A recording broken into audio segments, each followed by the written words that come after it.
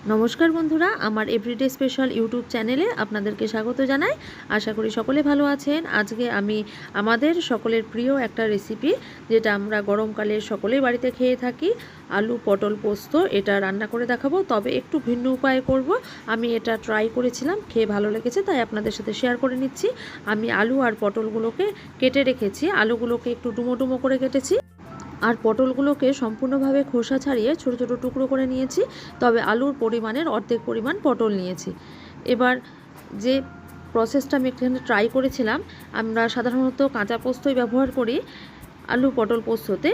तबे आमि এই রান্নার ক্ষেত্রে প্রথমে কড়াই গরম করে গ্যাসের ফ্লেমটা একদম কমিয়ে তারপরে বন্ধ করে আমি পোস্ত দিয়ে দিয়েছি। পোস্তটাকে হালকা করে ড্রাই রোস্ট করে নিয়ে আমি রেডি করব। এবার কড়াইয়ে তেল দিয়ে আমি পটলগুলোকে ভাজা করে নিচ্ছি। পটল ভাজতে আমাদের অনেক সময় লাগবে, আর পটল যদি খুব তাড়াতাড়ি ভাজা যায় আঁচ বাড়িয়ে দিয়ে গ্যাসে, তাহলে কিন্তু পটলগুলো পুড়ে যাবে বাইরে থেকে, ভেতরে ভালো করে ভাজা হবে না। সেই জন্য আমরা ঢাকনা ইউজ করব। এভাবে ঢাকা চাপা দিয়ে গ্যাসের ফ্লেমটাকে কম করে আমরা পটলটাকে খুব ভালো করে ভাজা করে নেব। দেখুন এরকম লাল লাল ভাজা হয়েছে আর অনেকটা সফট লাগছে দেখে। তো পটল আমি আলাদা করে তুলে রাখছি না, পটলগুলোকে একটু সরিয়ে দিয়েছি। মাঝখানে তেল রয়েছে, এর মধ্যে আমি দিয়ে দিলাম 5 ফোড়ন আর কাঁচা লঙ্কা ফোড়ন। এইভাবে করে কিন্তু পটলগুলোকে না তুলেও রান্নাটা করা যায়, যাতে করে ঝামেলাটা অনেক কম হয়। আর যদি একটু প্রসেসটা ঠিকমতো মেনটেন করা যায় তাহলে তো রান্নার স্বাদে সেরকম তফাৎ থাকে না। পটল ভেজে নেওয়া হয়ে গেছে, ফোড়নটারও গন্ধ আমি পাচ্ছি। এবার এর মধ্যে ধুয়ে রাখা আলুর টুকরোগুলোকে দিয়ে দিলাম। আলু আর পটলটাকে এবার একসাথে করে খানিকটা সময় ধরে ভাজা করে নেব। গ্যাসের ফ্লেমটাকে লো টু মিডিয়ামে রেখে ঢাকা দিয়ে এইভাবে যদি কিছু সময় অপেক্ষা করে, মানে একটু সময় নিয়ে রান্নাটা করা যায়, তাড়াহুড়ো না করা যায়, তাহলে রান্নার স্বাদটা অনেক ভালো হবে। মশলাটা আমি তৈরি করে নিচ্ছি। আমি মশলাটাকে প্রথমে শুকনো করে গুঁড়ো করছি। দেখুন এইভাবে শুকনো করে গুঁড়ো করে তারপরে এর মধ্যে যদি জল দিয়ে গ্রাইন্ড করা যায় তাহলে পোস্ত কিন্তু মিক্সিতেও খুব সুন্দরভাবে মিহি পেস্ট করা সম্ভব হয়।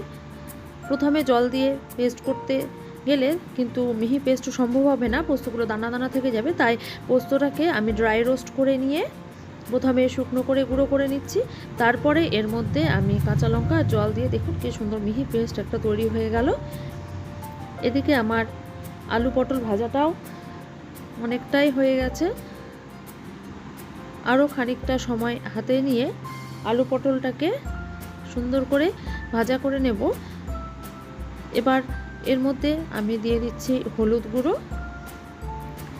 আপনারা চাইলে কাশ্মীরি লাল লঙ্কার গুঁড়োও ব্যবহার করতে পারেন, তবে আমি আজকে সেটা ব্যবহার করিনি। দিয়ে দিলাম লবণ। এবার লবণ হলুদ দিয়ে খুব ভালো করে আলু পটলটাকে কষিয়ে নেব। আর সেদ্ধ হওয়ার জন্য আমি গরম জল দিয়ে দিচ্ছি। আমরা যেহেতু অনেকক্ষণ ধরেই আলু পটলগুলোকে ভাজা করেছিলাম, খুব বেশি সময় আমাদের সেদ্ধ করার জন্য লাগবে না, তাই আমি জল কিন্তু খুব বেশি দিইনি।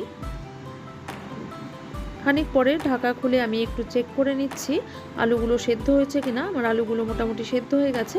এবার তৈরি করে রাখা মশলাটা দিচ্ছি। মশলাটা দেখুন একদম ঘন পেস্ট হয়েছে। তো আমি মশলাটা এর মধ্যে দিয়ে মিক্সির বাটি ধুয়ে জলটাও কিন্তু দিয়ে দিলাম। পোস্তর এখন যা দাম, এ নষ্ট করার কোনো মানে হয় না।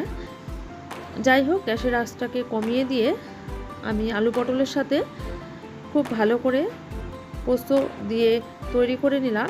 আলু পটল পোস্ত একটু ভিন্ন উপায়ে তৈরি করলাম, আপনারা জানাবেন কেমন লাগলো খেয়ে। আমরা কাঁচা পোস্ত দিয়েও সবসময় খেয়ে থাকি, একবার এইভাবে অবশ্যই ট্রাই করবেন। সকলে সুস্থ থাকবেন, ভালো থাকবেন, ধন্যবাদ।